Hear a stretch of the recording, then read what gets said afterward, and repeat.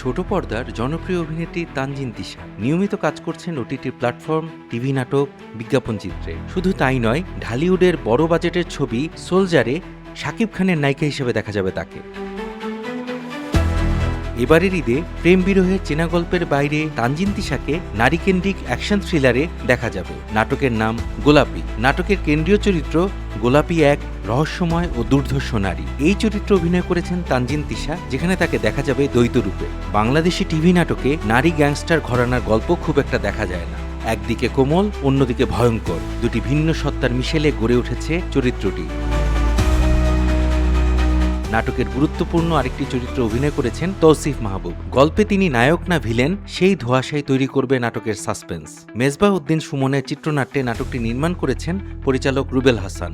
সিনেমাটোগ্রাফিতে রয়েছেন রাজু রাজ। নির্মাতা বলেন, এই নাটকে যেমন বস্তির চালচিত্র তুলে ধরা হয়েছে, তেমনি পকেটমার থেকে গ্যাংস্টারদের রাজনীতিও তুলে ধরা হয়েছে। এটি একটি অ্যাকশন থ্রিলার, সঙ্গে রোমান্টিক বিষয়টিও থাকছে।